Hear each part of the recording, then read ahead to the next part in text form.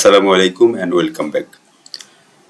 এই ভিডিওতে আমরা দেখব কিভাবে ফটোশপ ইউজ করে ব্যাকগ্রাউন্ড রিমুভ করতে পারি। তো এর জন্য আমরা একটা ছবিকে সিলেক্ট করে নিচ্ছি এবং ওপেন উইথ ফটোশপ দিচ্ছি এবং আমরা দেখতে পাচ্ছি এই ছবিটার ব্যাকগ্রাউন্ডটা কিন্তু একদম হার্ড, যেটা আমরা যদি ম্যাজিক টুলস ইউজ করি সেটাতে কিন্তু সম্ভব না। তো এর জন্য আমাদেরকে কি করতে হবে, আমাদেরকে পেন টুলস ইউজ করতে হবে।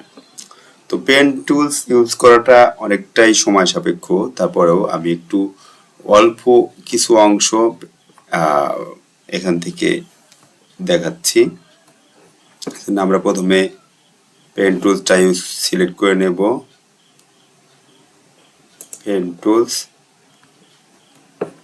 এবং একটু জুম করে নিচ্ছি। আমাদেরকে খুব খেয়াল করে ভালোভাবে পেন টুলসটা ইউজ করে এখান থেকে সিলেক্ট করে নিতে হবে। তারা পেন টুলস ইউজ করতে ভালোভাবে জানেন না, একটু ভালোভাবে প্র্যাকটিস করে নেবেন, একটু সময় লাগবে। কারণ পেন টুলস ছাড়াও অন্য টুলস ইউজ করা যায়, বাট পেন টুলসের কাজটা ভিন্ন। এটার কাজ শুধু পেন টুলসেই হয়। যদি খুব ভালোভাবে শেপগুলাকে নিতে চাই তাহলে আমাদেরকে অবশ্যই সময় দিতে হবে।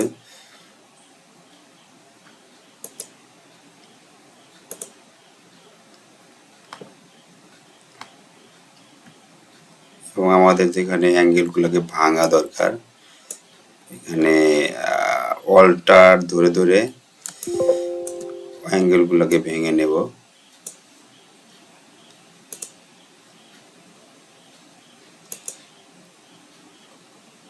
তো পুরো সাইডটাকে সূক্ষ্মভাবে করতে গেলে অনেকটাই সময় লাগবে, তাই আমি একটু শর্টকাট করে নিচ্ছি। আমি এই পাখিটার মাথা পর্যন্ত নিচ্ছি।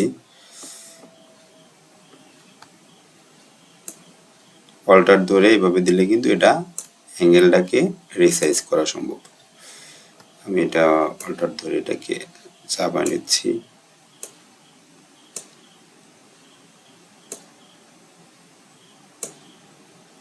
এটা টোটালি প্র্যাকটিসের উপর নির্ভর করে।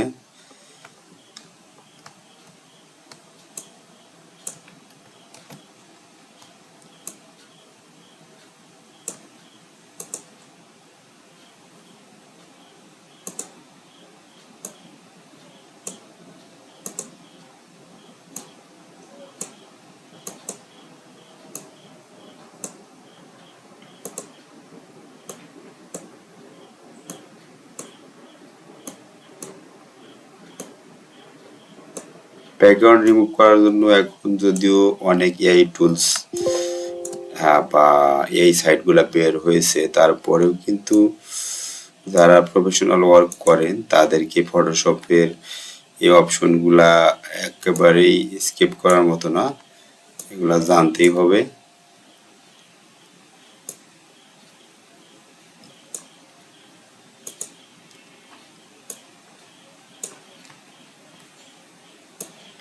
কারণ সব ছবির ব্যাকগ্রাউন্ডগুলা কেউ ভালোভাবে এই টুলসে হয় না। তো আমার পেন টুলসে এটাকে সিলেক্ট করা হয়ে গেছে। এখন আমরা যাব সিলেক্ট টুলস। আমি সিলেক্ট করব, অথবা এখানে এইটা হচ্ছে পাথ সিলেকশন টুলস। আমি পাথ সিলেকশন টুলে একটু ড্র্যাগ করলাম, আমরা দেখতে পাচ্ছি যে আমার পাথটা সিলেকশন হয়ে গেছে। এখন আমি রাইট ক্লিক করে এটাকে দেব মেক সিলেকশন, অর্থাৎ সিলেকশনটাকে কনফার্ম করলাম। এখানে ফেদার রেডিয়াস এখানে ডিফল্ট 2 পিক্সেল আছে, আপনি চাইলে বাড়াতে বা কমাতে পারেন। তো আমি 2 পিক্সেল রাখছি। এবং এখন কিন্তু আমার যে সিলেকশনটা হয়েছে সেই সিলেকশনটাতে কিন্তু একটা দেখতে পাচ্ছেন একটা সিলেকশনের ইফেক্ট শো করছে। এখন আমি রাইট ক্লিক করে এখানে করতে পারি, অথবা সিলেক্টে গিয়ে রিফাইন এডস অথবা কন্ট্রোল অল্টার আর রিফাইন এডস ক্লিক করতে পারি। এবং দেখতে পাচ্ছেন যে রিফাইন এডস ক্লিক করার সাথে কিন্তু আমার বাকি সাইডগুলো কেটে গেছে। তো এখানে একটু অপশন আছে, রেডিয়াসটাকে বাড়ানো বা কমানো যায়। দেখেন রেডিয়াসটা কিন্তু বাড়ানো কমানোর সাথে সাথে কিন্তু আমার এরিয়াটাকে সিলেক্ট কম করছে, বাট আমি এখানে কিছু করছি না। এবং সেই সাথে আরো কিছু টুলস আছে, স্মুথনেস। দেখেন স্মুথনেস যদি আমি দিই, এখানে কিন্তু ইফেক্ট গুলা চলে আসছে কতটা স্মুথ। এবং এখানে ফেদার, ফেদার বলতে এটাকে বাইরের সাইডে মিশিয়ে দেওয়ার জন্য যেটা ইউজ করে। অনেকগুলা টুলস এখানে আছে, আপনারা স্লাইডিং করে করে দেখে নেবেন। সেই সাথে আছে শিফট এডস। শিফট এডস থেকে কিন্তু অনেক সুন্দরভাবে আমি এটাকে যেরকম পাখির ঠোঁটগুলো একদম এডস গুলো আর কি, সাইড গুলো শার্পেন হচ্ছে। এবং সর্বশেষ এখানে যেটা করতে হবে, এখানে নিউ লেয়ার সেট করতে হবে, কারণ এখানে আমি চাচ্ছি যে এই ইমেজটার জন্য একটা নতুন লেয়ারে এই ইমেজটা আসবে। তাছাড়া আমি তা না হলে আমি ব্যাকগ্রাউন্ডটার কালারকে চেঞ্জ করতে পারবো না। এই জন্য আমি এখানে অবশ্যই নিউ লেয়ার সিলেক্ট করব, করে ওকে দিলাম।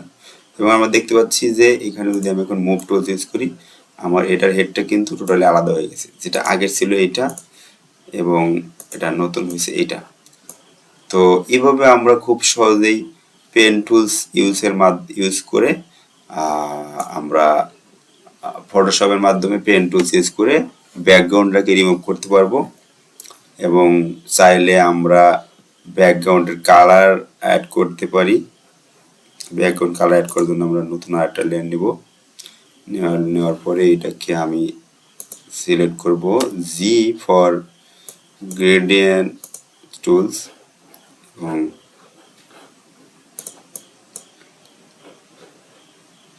ডাব্লিউ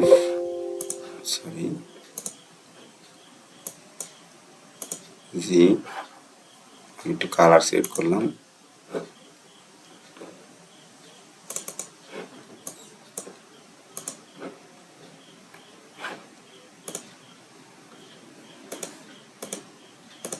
আমার এই লেয়ারটাকে সেট করতে হবে এবং আমি এখান থেকে